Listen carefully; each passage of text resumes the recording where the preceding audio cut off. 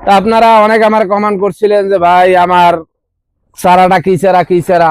আমরা বাংলাদেশে জন্ম হয়ে যদি বাংলাদেশে গাছ না চেনেন তাহলে কিভাবে বইব? আর আপনারা বলেন অনেকে যে ভাই গাছ উঠে নাম কথা, কে উঠবে না? 100% উঠতে হইব।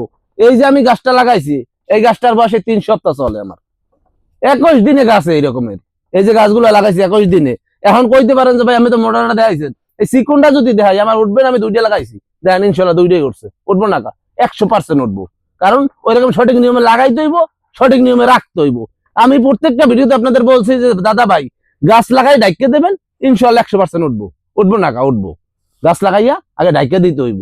কারণ আপনারা কি করেন? গাছ লাগাই আল্লাহ দিয়ে হালাই ধর, আল্লাহ দিয়ে হালাই ধরতে দাদা ভাই গাছ উঠবে না।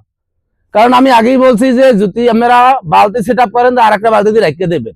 যদি কোনো নার্সারি পদ্ধতিতে করতে চান তাহলে ছোট একটা পলিথিন দিয়ে খেমা বানাইবেন, খেমা বানাই খেমার ভিতরে রাখবেন। এই যে আমি খেমাটা বানাইছি দেখেন, আমার এই খেমার ভিতরে কোনো গাছ, তা আমার গাছের বয়স 21 দিন।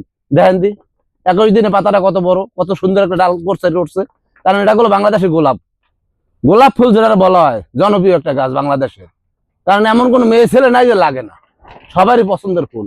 এই যে দেখেন আমার গোলাপের কাটা, হয়তো কইতে পারেন যে ভাই গোলাপ ফুল না কি ফুল, এগুলো প্রত্যেকটা ফুলে কাটা আছে। এই যে দেখেন কাটার একটু দর্শকের দেখেন, প্রত্যেকটা গোলাপ ফুল উঠতে গেছে আমার গাছ, দেখেন একটা গাছ মিস নেই। তা সঠিক নিয়মে লাগা নেই ভেবে দাদা ভাই উঠবে না? 100% উঠবো। আপনারা বাড়ির আঙিনায় লাগাইবেন, একটা ডাল লাগাইবেন, ওই একটা ডাল লাগাইয়ে মাথাটা পলিথিন দিয়ে আটকাই দেন, দেখবেন 100% উঠবে। উঠবে না কা? শহরের বিষয়ে আমি একটা লাগামু, একটা রাহা সম্ভব না। মাথাটা খালি আমি পলিথিন দিয়ে আটকাই দেন। আটকাই দেওয়ার পরে দেখেন 15 দিনের ভিতরে আমার গাছ এত বড় হয়ে যাবো। 1 সপ্তাহের ভিতরে আমার গাছ ফোটাইবো, ফুটবো না কা? কারণ সঠিক নিয়মে লাগাইতে হইব, সঠিক যত্ন করতে হইব। তাই এইভাবে সঠিক নিয়মে যদি আপনারা গাছগুলো লাগান তাহলে ইনশাআল্লাহ প্রত্যেকটা গাছ উঠবো। আর এই ধরনের ভিডিওগুলো যদি আপনাদের ভালো লাগে তাহলে আপনারা আমাদের চ্যানেলটাকে ফলো করে রাখবেন, লাইক করবেন, কমেন্ট করবেন, শেয়ার করবেন।